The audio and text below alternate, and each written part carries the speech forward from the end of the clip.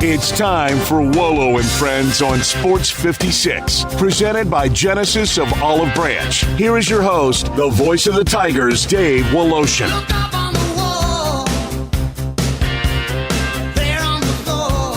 Good Tuesday morning. Grizz go down to Sacramento. Taylor Jenkins fouled out. Jaren Jackson Jr. just took him out of the game with 5 fouls, last 3.5. Grizzlies didn't score the last 3 minutes. Tigers go down too. They fall out of the poll. Guess what's not going down? The price of going to the Super Bowl. This blows me away. Okay? So, in 58 years ago, the original Super Bowl, the price was $12 to go to the Super Bowl. 58 years ago, which I believe with inflation, it's like, I forget. I had that number. 2009, it went over $1,000. In 2000, it was $325. That would be $591 in today's market. That's the first time it went over $1,000 was in 2000. In 2009, excuse me. It went over 1,000. 2000, it was $325, which would be $591. What do you think the cheapest price to go to the Super Bowl, Zach Boyd, is right now? How much can you get into the game?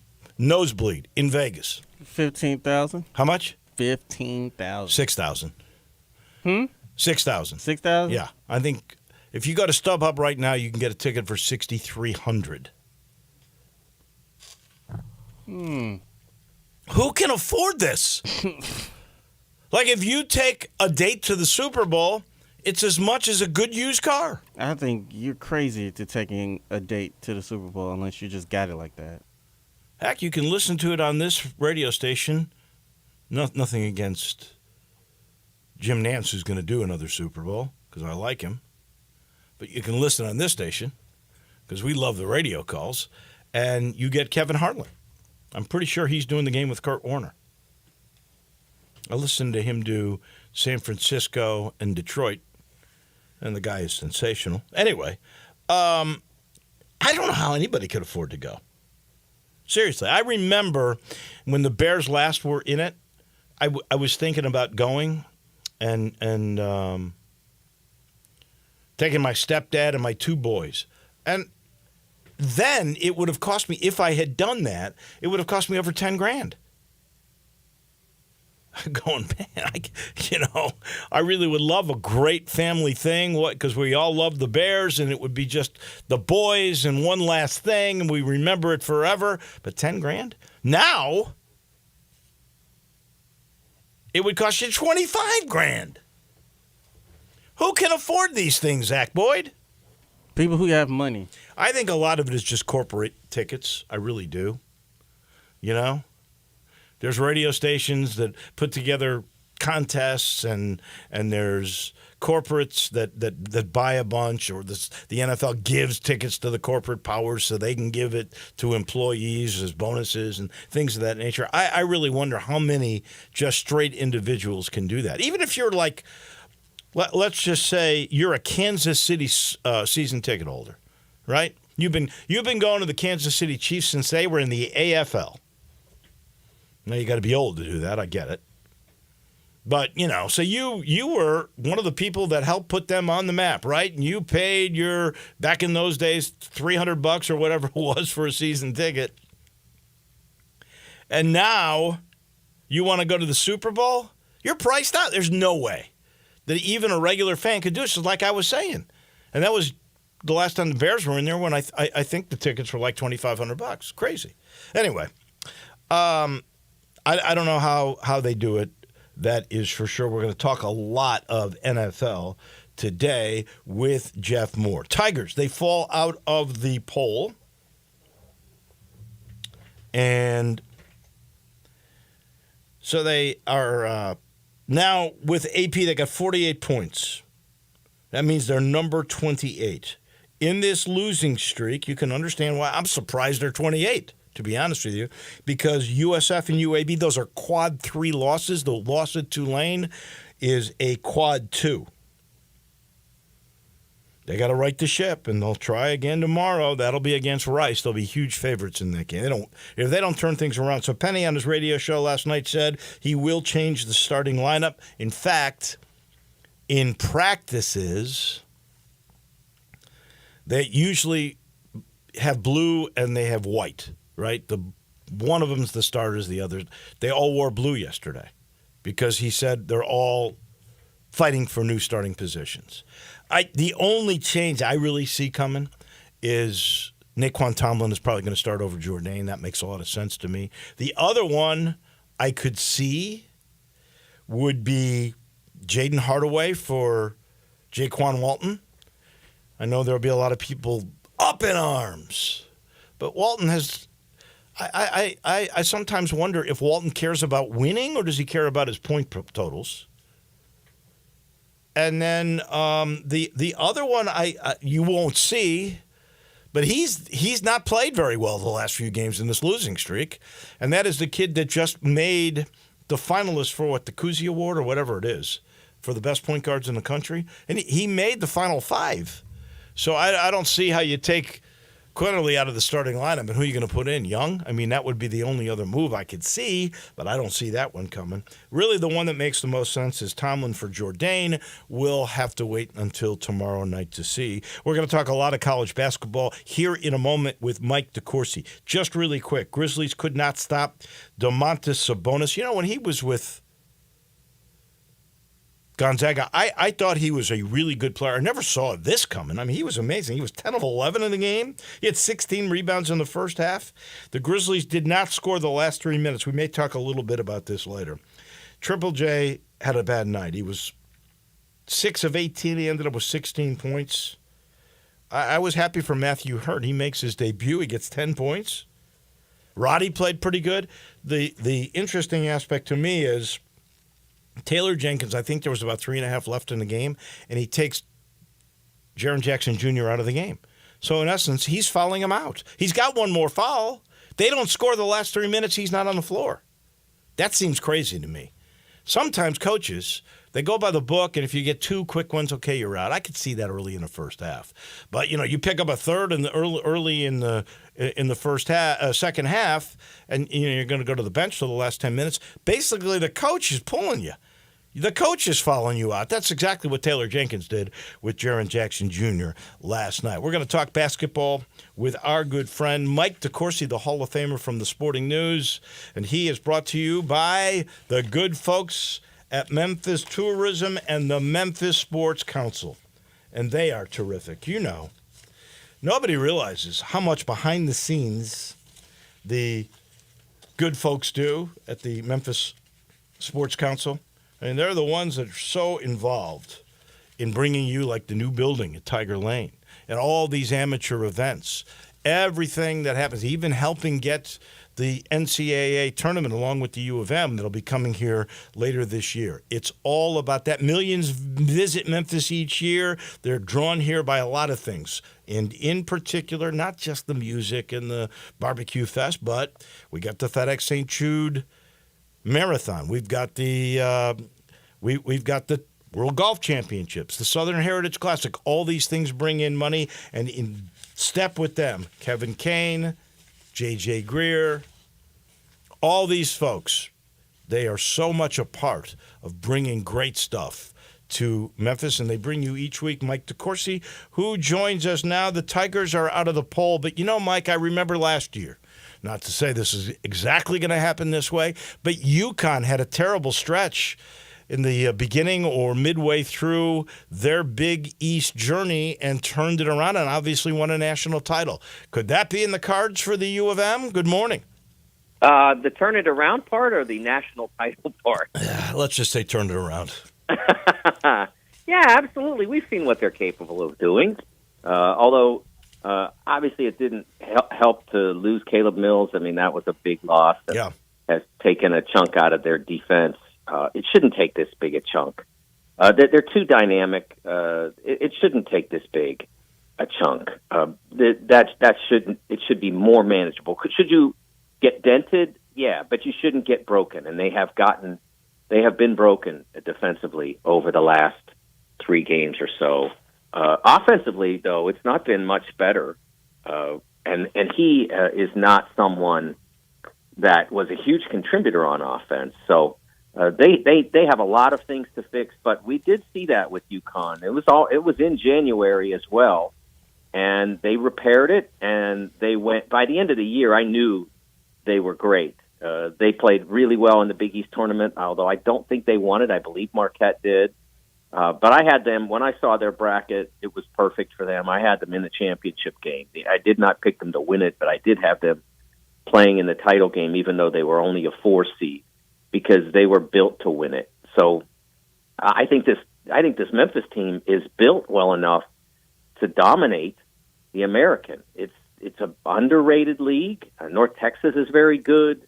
Obviously, FAU's not underrated, but there are other teams in the league that are very capable, but shouldn't be losing to them. You know what? And you can see that in how close the games are. I am really glad you brought that up because you take a team like USF with a new guy, new system, and they've played pretty well ever since. And this was according to their play-by-play guy, Jim Lighthall. He said they got total buy-in when they played Florida State. That was like the turnaround for their season, and they beat a Florida State team that's not bad this year.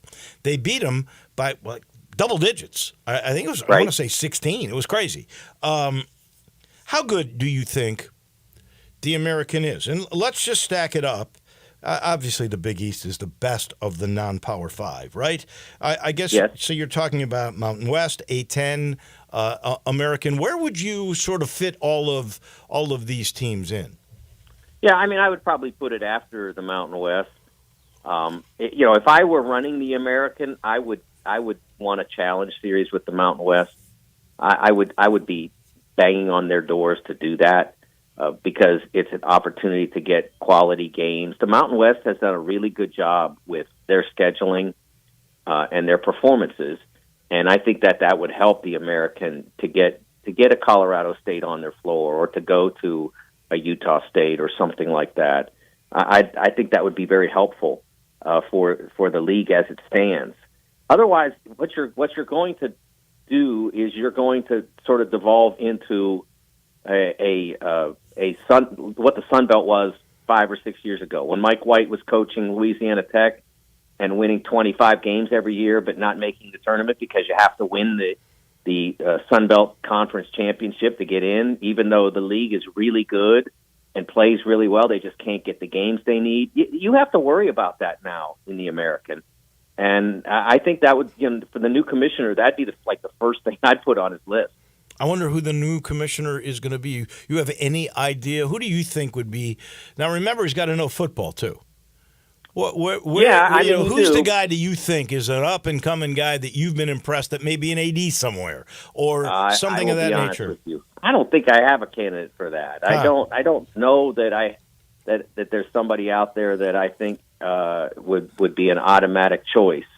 I know some really sharp people. Dan Leibovitz at the SEC, who does their basketball. I think he's really sharp. I think he'd be great. I have no idea whether he'd be interested. But he's somebody that I would be on the phone if I were in charge of that. But you know how this works. I mean, the people in charge of it don't always know much about sports. They don't always have those connections. And you know what else they don't do, Dave, is they don't get in touch with the people who do know about sports. Right.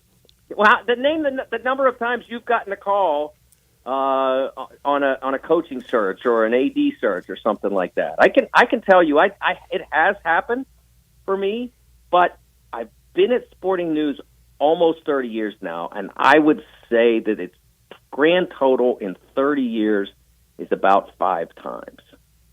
So I would say in my position, and now I've done Memphis games since '86, so 37 years or whatever that is.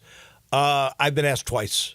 There you go. On anything there you like go. That. So and see, here's the thing: it doesn't cost you anything to ask somebody like us, And I'm not saying like we have the exact answer, but we might have an idea that you can look into and explore. And again, we're not asking you for $80,000 like a search firm is, but right.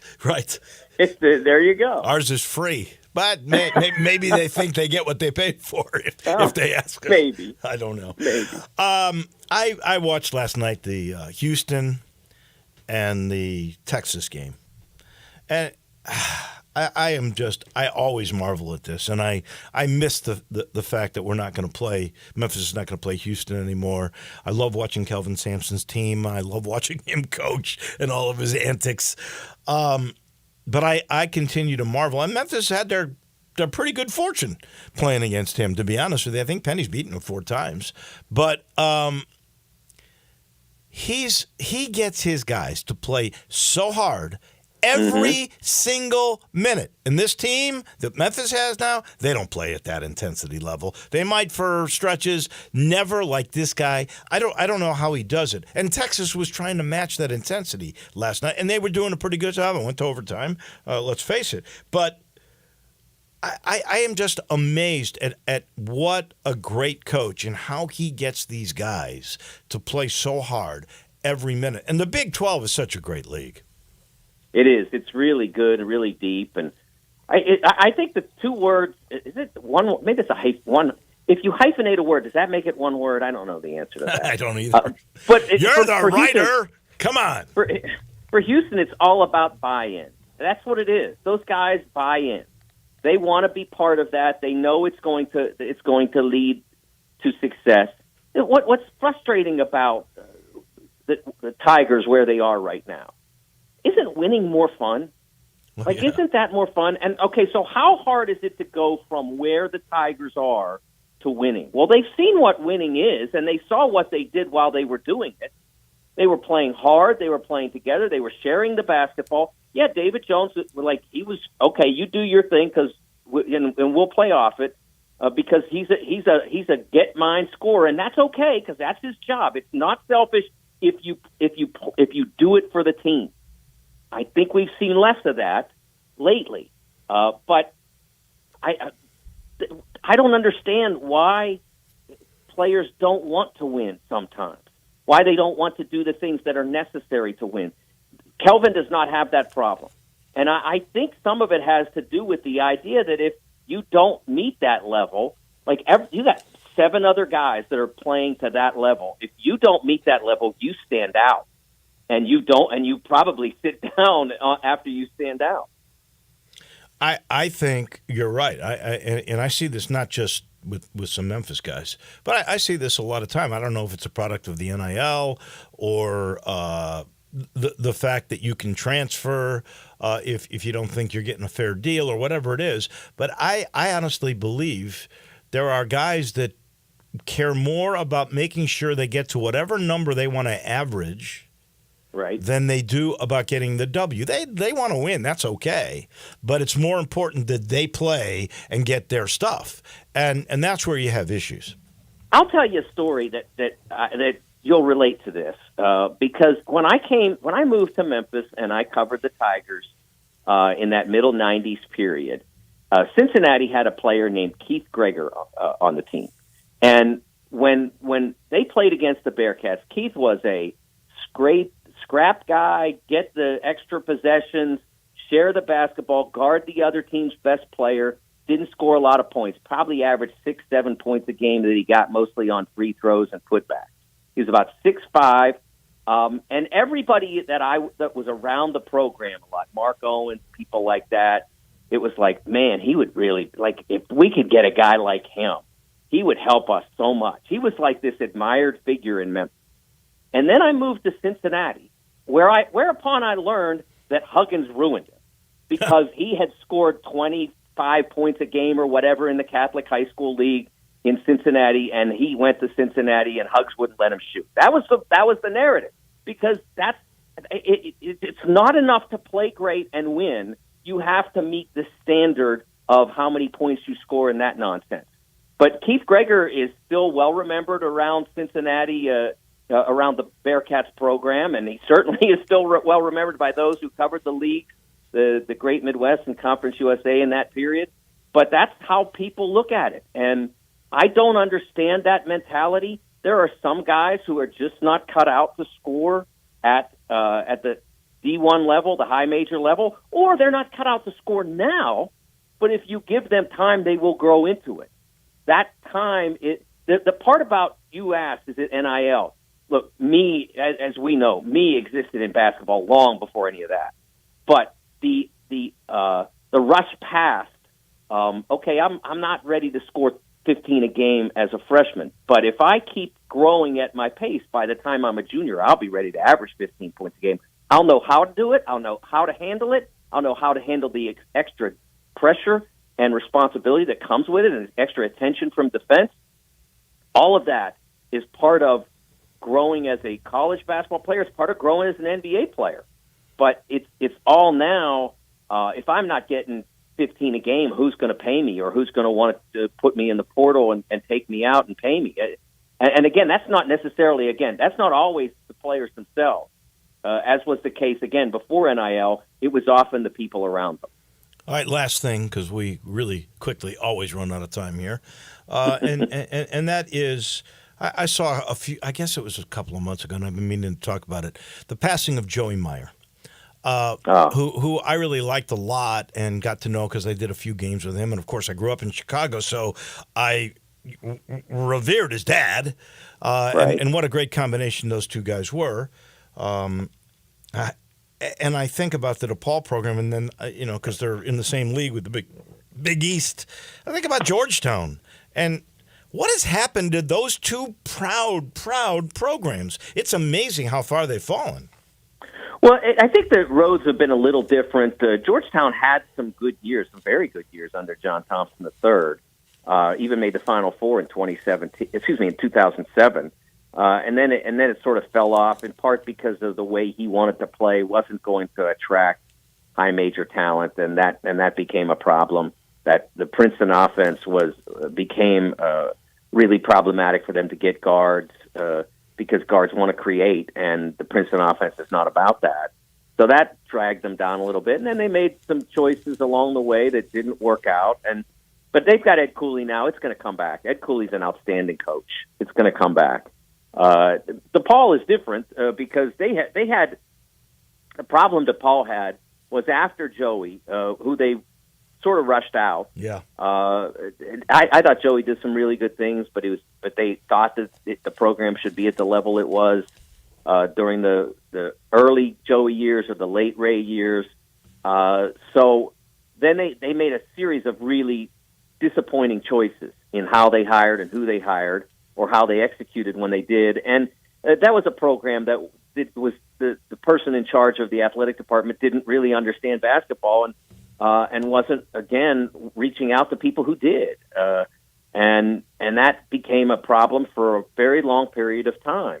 Maybe she understood basketball, but she didn't do the right things in terms of who to hire and that sort of thing. I shouldn't say she didn't understand basketball, but she didn't execute well in the hiring game on multiple occasions.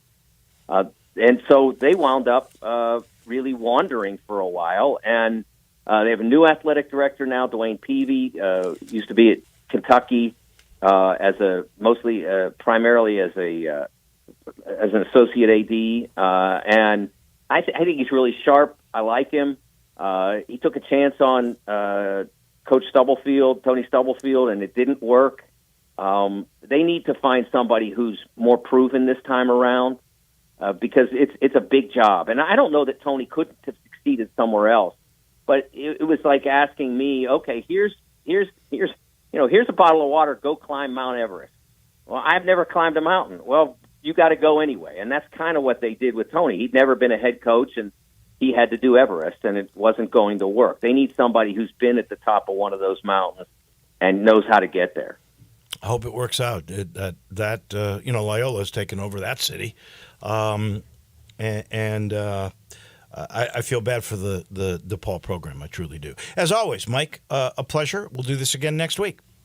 All right, you bet, Dave. That is Mike DeCourcy, our Hall of Famer, who is with us every Tuesday, and you know he's brought to you by Memphis Tourism and the Memphis Sports Council. We're sitting in the Family Leisure Studio. Don't forget the floor model sale with everything that's on the floor, price to moves. Some things 25% off, like the infrared and the traditional steam saunas. We're talking 4-person hot tubs, under $5,000, theater seating. If you want that video room, they've got theater seating for under $2,000. All you got to do is go see Billy, go see Lindsay. That's very simple. I-40 Whidden Road, go about maybe a mile north. Look to your right and you'll see it. It looks great too. Family Leisure. And you know our title sponsor. That's Genesis of Olive Branch, sitting at the corner of Craft Road.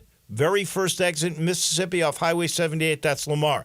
Go see Vinny. Vinny Gerard, the crazy Canadian. He loves talking Genesis cars. He loves talking the SUVs, the GV70, the smaller one, the GV80. It's got all the bells, the whistles, all the new technology. You'll be amazed. And you'll love the prices he's talking about. See Vinny at Genesis of Olive Branch. We take a break. We talk NFL with Jeff Moore. He's right around the corner. Start your day with Sports 56 Mornings with Greg Gaston and Eli Savoy. Weekday mornings from 7 to 10, right here on Sports 56 and 98.5 FM. At Gossett Mitsubishi on the Pike, new inventory is arriving daily, and we've got what you've been looking for to start the new year off right. Get off to a great year in your award-winning 2024 Mitsubishi Outlander, $329 a month, or buy it for $29,910. Take a spin in your new 2024 Mitsubishi Eclipse Cross, $29,445, or lease for $449 a month. How about 2023 Mitsubishi Outlander PHEV, $420 total range MPGe? You own it for $649 a month. Plus, no worries with Mitsubishi's 10-year, 100,000-mile powertrain limited warranty. You want it? We Gossett at Gossett Mitsubishi, 1870 Covington Pike, or online anytime, memphismitsubishi.com. If you want it, we Gossett at Gossett Motor Cars. PHEV PZ062,303, MSRP 44,355. Sport RU 001136, MSRP 28,000. Eclipse RZO 12051, MSRP 31,700. Includes all rebates and incentives. PF 695. Excludes tax title and license with approved credit. See dealer for complete details. Offer valid through end of the month. Dealer stock only. Welcome to the Rendezvous. This is John Vergas. When my dad started the Rendezvous in 1948, I don't think anyone could have imagined we'd still be serving shoulder, cheese plates, and our world-famous dry rub ribs 75 years later. But we are still here in the basement, in an alley in downtown Memphis. We sincerely thank you for making the Rendezvous what it is today. Charlie Vergas Rendezvous, serving the official barbecue of the Memphis Grizzlies. Looking for the most thoughtful, most romantic gift for the one you love this Valentine's? At Genesis Diamonds, celebrating love is what we do. Maybe it's a simple pendant, or maybe it's an exquisite, one-of-a-kind designer ring. Genesis can help you pick out the most memorable and special piece of jewelry for the occasion. And to make it even sweeter, now till Valentine's, whether you spend $199 or $199,000, Genesis will give you some chocolates, fresh flowers, and dinner out at no charge. It's a one-stop ultimate Valentine's experience. When you buy any piece of beautiful jewelry, we'll give you a bouquet of beautiful flowers, some yummy chocolates, and a gift card for dinner at Restaurant Iris. So join us at Genesis Diamonds. See our spectacular collection of rings, earrings, pendants, bands, bracelets, and more. Priced from $199 to $199,000. Let our non-commissioned experts help you find that perfect ring that'll warm their heart and, for years to come, be a symbol of your love. And we'll throw in the chocolates, flowers, and dinner as our treat. Happy Valentine's Day from Genesis Diamonds. On Poplar at Perkins Extended. Limited quantity. See store for details. Getaway Sports Bar, the best kept secret in town. Open noon to 1:30 a.m. 7 days a week. Garvin, the owner, created this SEC NFL Dream Bar over 20 years ago. You'll never miss a minute of action. 10 TVs, 5 70-inch TVs for all the big games. Rack them up on 6 pool tables. Coldest beer in town. Grab you a pool stick and get you some good bar grub. 100% Angus burgers, big and moist chicken tenders. Daily happy hour Monday through Friday, 2 to 6 p.m. with long neck domestics, $2.25. Getaway Sports Bar, 4632 Winchester.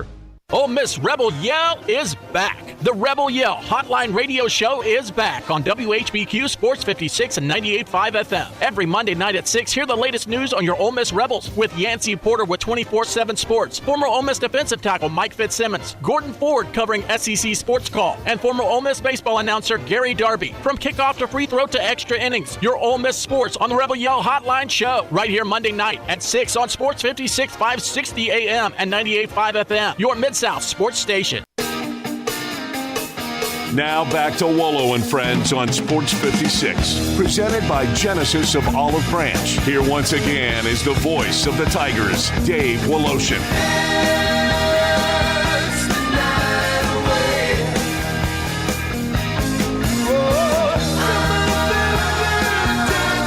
I love Tuesdays. Not only do we have Mike DeCourcy, we got our own Hall of Famer, the former Ram. That would be Jeff Moore to talk NFL. My first thing is, how many houses or commercial properties would you have to either sell or rent to afford a ticket to the Super Bowl? Did you see these prices? $6,000 is the cheapest price. We'd have to do a deal or two, absolutely. But it would be worth the price of admission. Man, you better get your company to give you tickets because these things, they're crazy. They started at $12 58 years ago. Now they're at the cheapest prices, over $6,000. It's nuts. All right, so here we go. Mm-hmm. Detroit beats San Francisco 34-31. Kansas City beats Baltimore. We got a repeat of Super Bowl 54. I'll go over some of those repeats a little bit later. Yeah. But they got there in different ways. Right. The Detroit-San Francisco game, as much as I like Dan Campbell, I mean, I think he helped to give San Francisco that win. I don't have a problem with the third quarter, 4th down and 2 attempt. Right. But the 4th down and 3 at the 30, you're down a field goal. There's 7 minutes and 38 seconds to go in the game. I think you've got to tie the game, especially since you've already not done it. And I know that he, 34% of the time this year, he did not punt. 34% of the time, he went for it, which is the highest in the league. Yeah. So that's his MO. But you got to look and see what's happened, what the time and the score is. You can tie them, right? And you gave them all the momentum, and they went ahead 10. Yeah. You know what's fascinating to me when you get to this level of playoff football is players. We talk about the pressure that players play under. But there's major pressure that coaches coach under. And what I noticed in both of the games, the classic example is Detroit. You know, they have over 140 yards rushing in the first half. They're pushing them all over the place. They run the ball 8 times in the second half.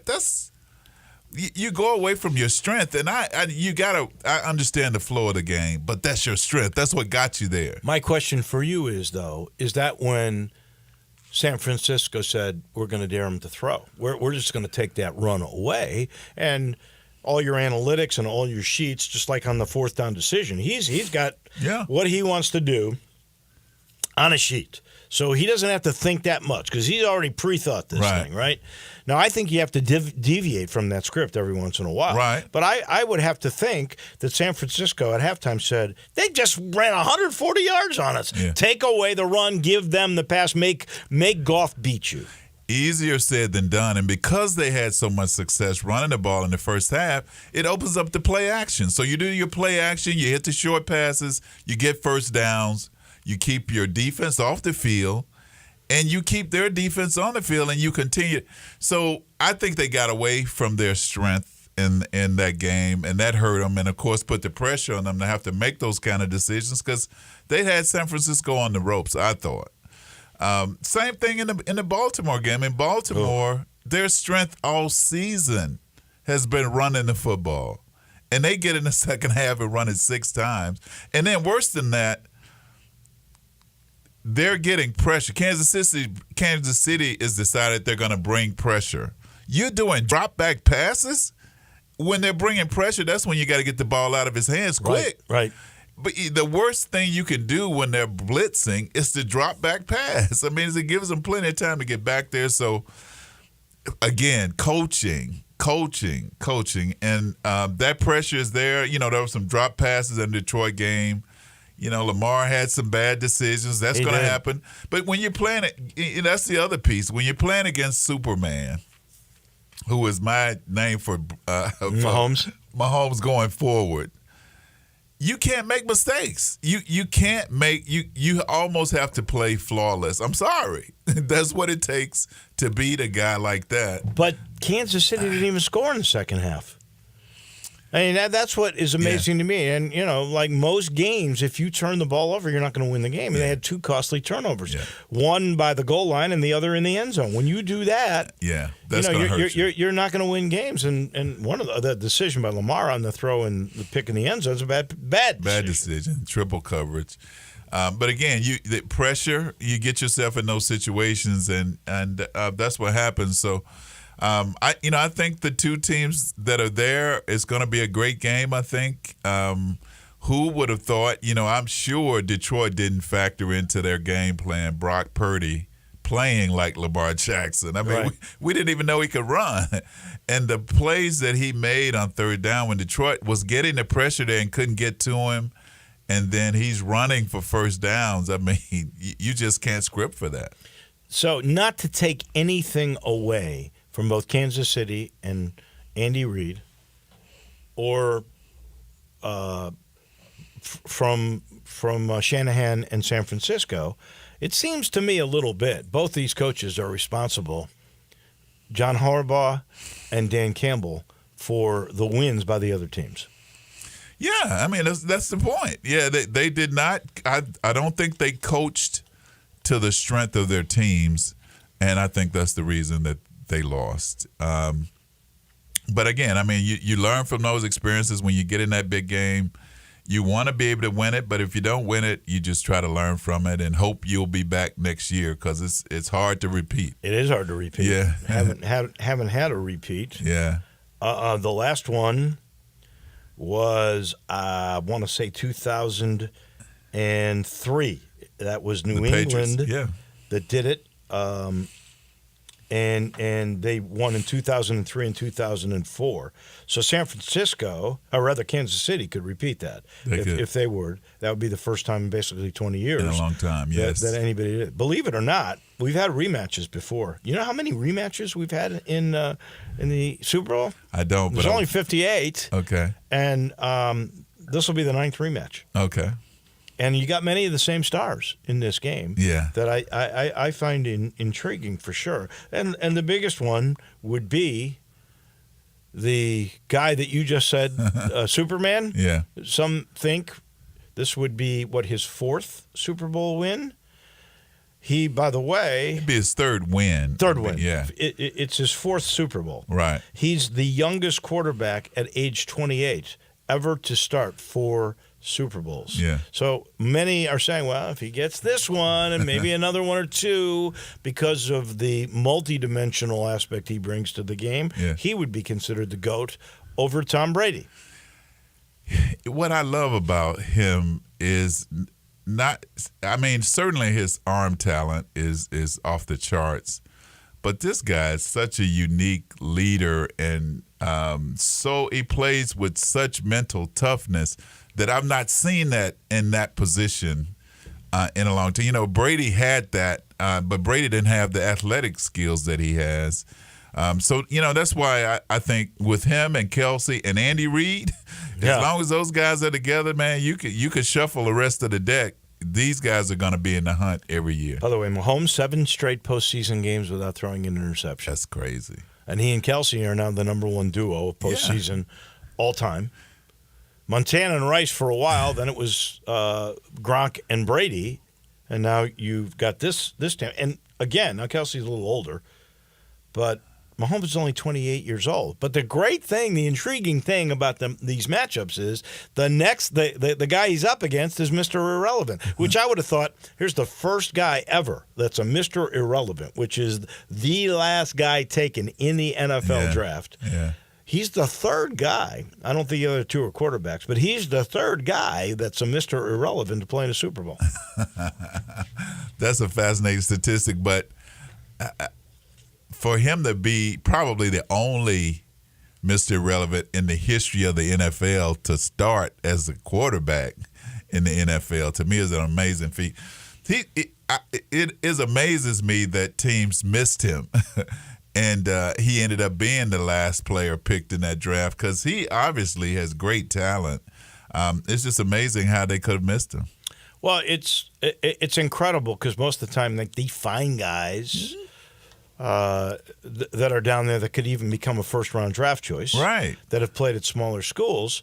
But look at the guy, what was his name, Badgett for the Bears, who was a Division II guy, right? I mean, he came in, and I'm not saying he should be a starting quarterback in the NFL. I'm not saying he should even be a total backup. But he was good enough to actually read and react. I thought he actually read defenses better than Justin Fields. I mean, there's guys out there.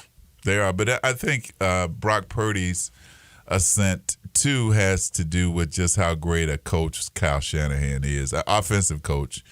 And then the weapons. I mean, you got Christian McCaffrey, Debo, Kidden. I mean, you've got you've got a awesome supporting cast, and that certainly helps in his production. But he throws one of the most beautiful passes, and he's very accurate. And it's amazing to me that they missed him. And he's got Kittle, like Mahomes has Kelsey. Yeah.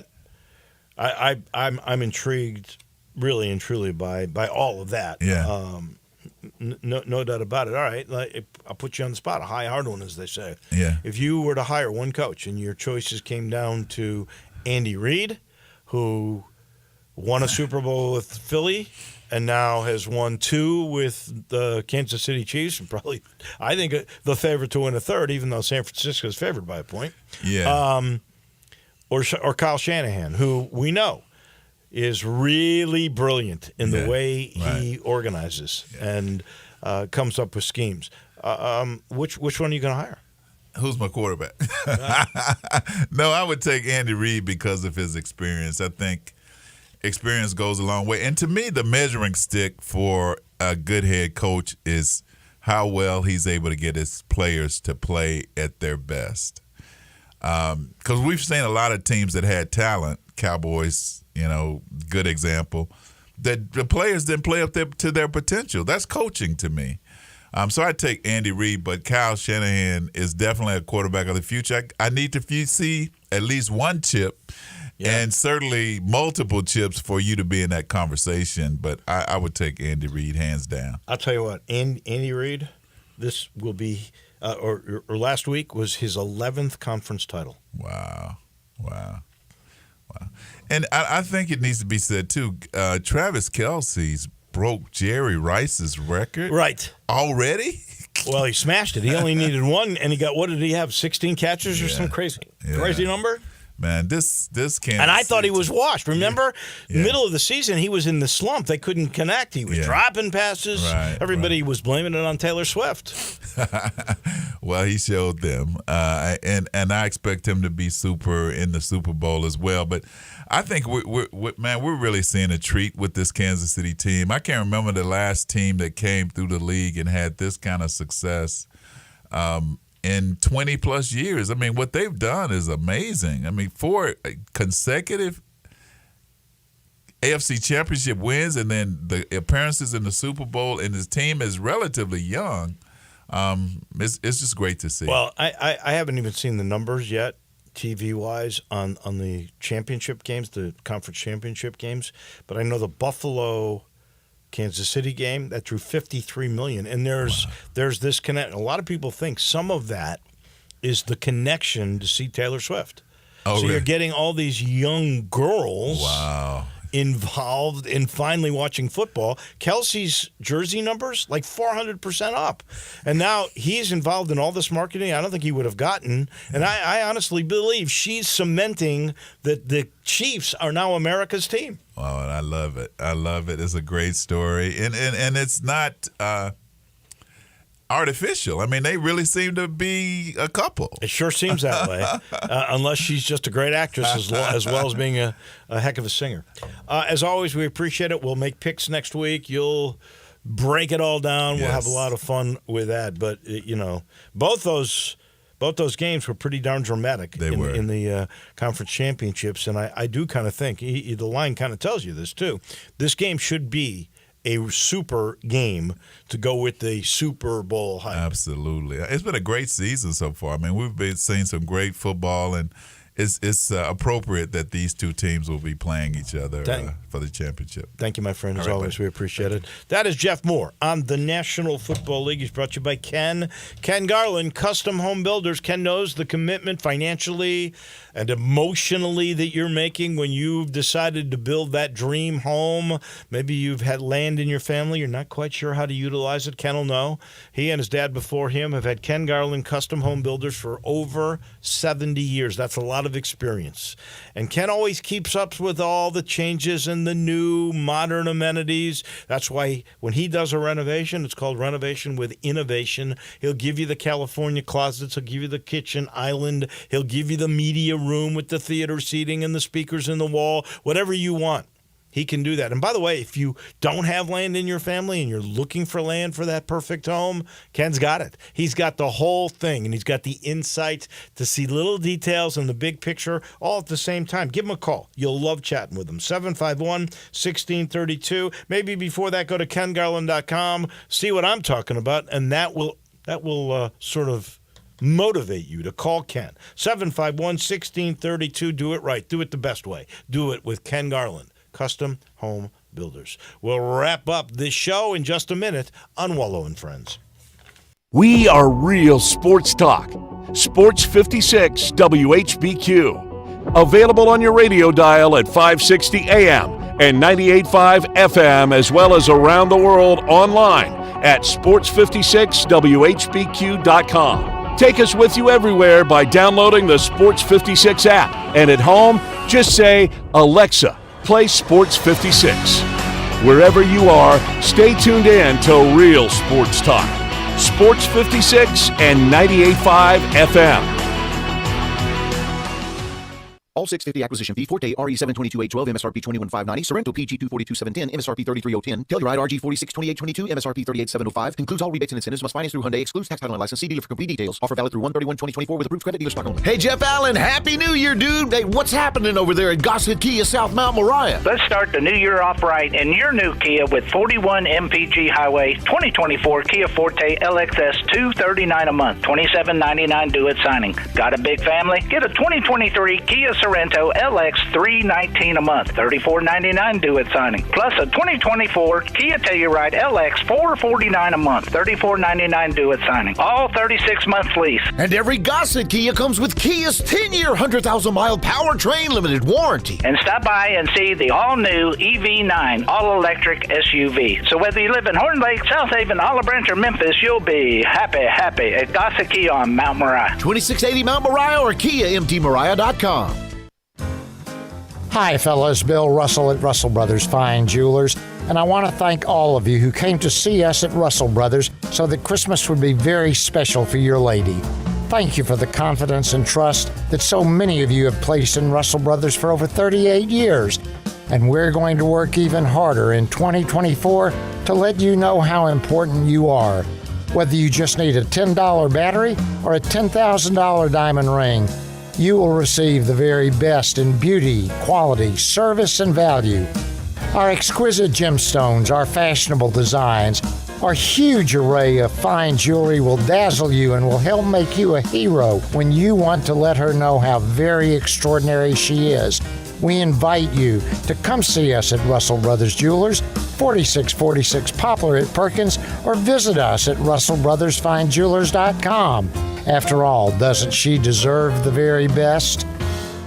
The utterly inspired all-electric EQE sedan from Mercedes-Benz, an adventure for all the senses. Available energizing comfort technology links together a multitude of comfort settings to precisely suit your mood. You can set massage functions, cabin climate, ambient lighting color, access specially curated mood playlists, and even select the fragrance inside the cabin. Getting in's the easy part. Once inside the beautifully designed cabin of the all-electric EQE, you'll never want to get out. Vehicle so smart, it can also adapt to your preferences over time. learning your habits and making helpful suggestions. It can even recognize you from your fingerprints through biometric ID, automatically setting everything exactly to your liking as soon as you get inside. The Mercedes-Benz EQE, an electric sedan you can truly make your own. The vehicle's all electric, the feeling all Mercedes. Test drive the EQE today at your local dealer or learn more at mbusa.com/EQ.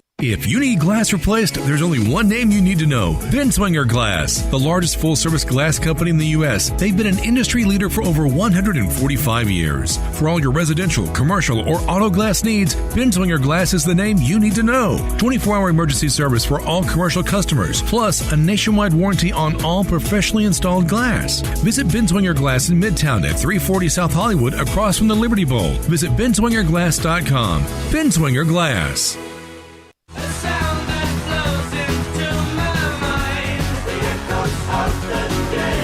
Now back to Wolo and Friends on Sports 56. Presented by Genesis of Olive Branch. Here once again is the voice of the Tigers, Dave Woloshin.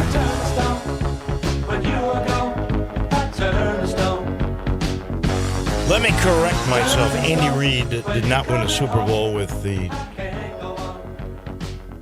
Philadelphia Eagles.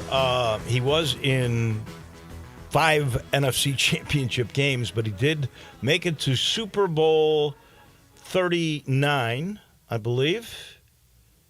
He did win 11 different conference titles. That's pretty impressive. This, I believe, is going to be his 6th. I think it's his 6th Super Bowl that he will be the coach in.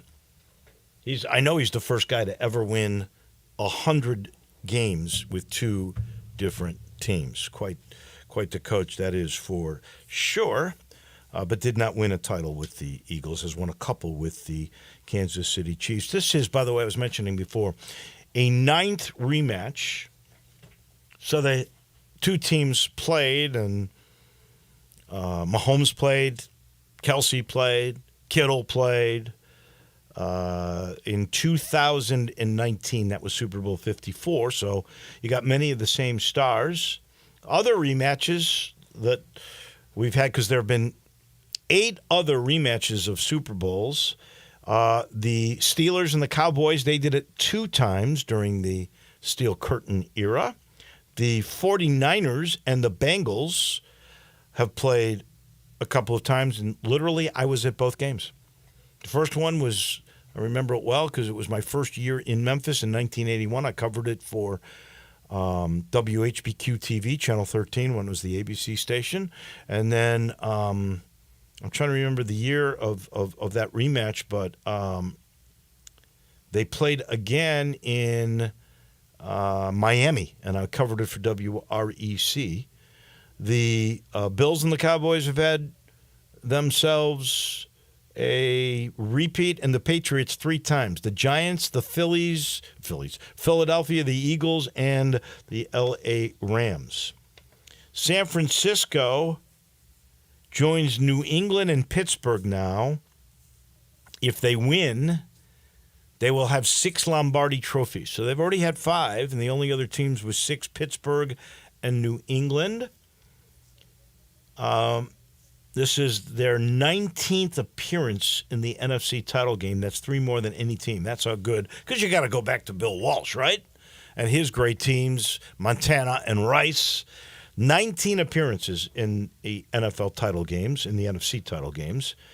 The Kansas City Chiefs, with the win, would become the first repeat winner since the Patriots in 03-04. We already mentioned Andy Reid. The 11 conference titles. There's only one guy that's had more, and that's Bill Belichick. He had 13 AFC conference championships. Mahomes at 28, I already mentioned, is the youngest quarterback ever to start 4 Super Bowls, and he's gone those 7 postseason games without an interception. That, to me, is amazing. And we're going to make our final picks, right, before the game. But, Zach, as you look at this thing, it started off, I don't understand it, how San Francisco was a 2.5-point favorite, and the bettors in Vegas jumped on it. and they've all gone Kansas City. That line is down to 1. I would not be shocked if by game time that line is even. No, because I think you can make a case for both teams being favored. You know, I agree. I mean, it's you a can hard easily one. make a case for both teams. This should be a Super Bowl. It should be, but we've said that before, and we've seen clunkers. I just don't see that one coming. Would you expect to? Would you be okay if the score is in in the 20s? I'd be fine with it.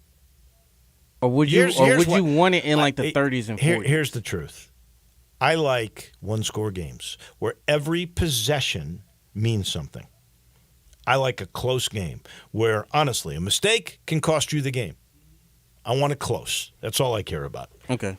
And I honestly, San Francisco is my second favorite team in the NFC behind the Bears, and because of Mahomes and Reed, I've always liked those guys. They're my favorite team in the AFC. So I don't know who to choose. Tough sledding on your end. I kind of think Kansas City's the better team, but we'll see. I don't think Green Bay could have gotten San Francisco. Maybe they're a team of destiny, or maybe their luck's going to run out.